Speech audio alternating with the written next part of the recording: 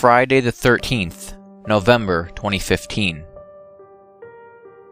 At 3:42 p.m. Greenwich Mean Time, it happened.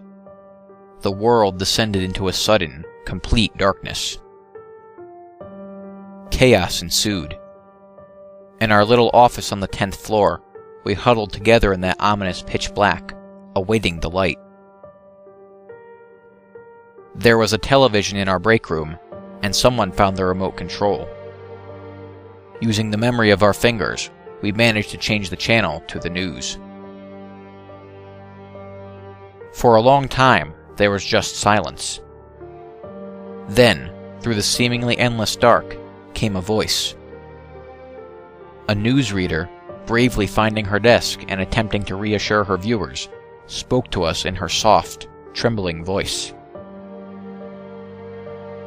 They had no idea what was happening, but people needed to remain calm and keep together amid reports people are disappearing in the dark, wandering from their friends and family, and becoming lost or finding danger. We spent the next 3 days in the office, finding our bearings in the dark and managing to eat and sleep in relative comfort, despite the feeling that we were frozen in some kind of alternate universe. Then, exactly 72 hours after the darkness came, it was gone. Our eyes burned from the sudden light, but we soon adjusted and agreed that we should, as a group, head downstairs and outside. Descending the stairs, a smell greeted us. Retching, I knew immediately what it was, and reluctantly turned the corner into the last turn of the stairwell, thinking perhaps someone had fallen down the stairwell and died from their injuries. I was wrong. I think she had been a woman, though I can't be sure. She had been flayed and gutted, though I don't know in which order.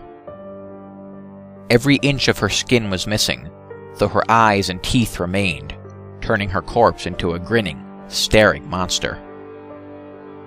I wasn't the only one who threw up.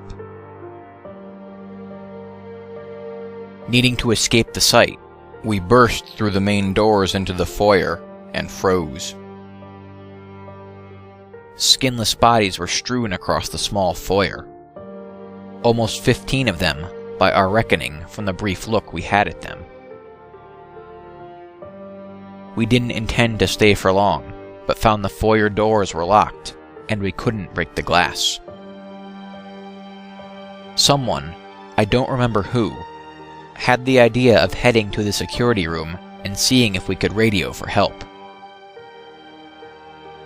Picking our way past the bodies with churning stomachs, we found the security room open and the guard flayed inside.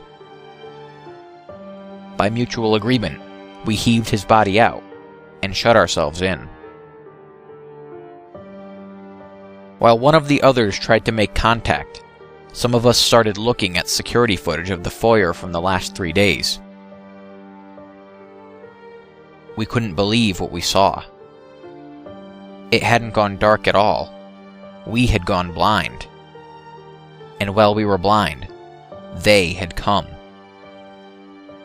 Sinewy, smoky black shadows without faces, only eyes. Strange, glowing eyes. They were flaying people and wearing their skin as a disguise. We tuned into the CCTV on our floor and watched in horror as they walked among us, but chose none. To this day, I don't know why. At one point, they were gathered together watching us, but soon after, they departed and caused havoc in an office on the floor above instead. We were soon rescued, but in the following weeks, the world descended into lunacy. Everyone knew about the flaying, about the imposters, but no one knew who was real and who wasn't, until it was too late. Without trust, humans cannot survive side by side. I remained with 2 of my colleagues. Those I knew were not changed. We packed camping gear and decided to make our way to the wooded area outside of town to keep away from society as it became more and more volatile. We had it all worked out, and we had high hopes for the recovery of humanity. Then, we woke up one morning, and we were blind again. 3 days later, the light came back, and I was with both of my friends, and one body. I don't know which it is, but I'm sure it won't be long until we find out.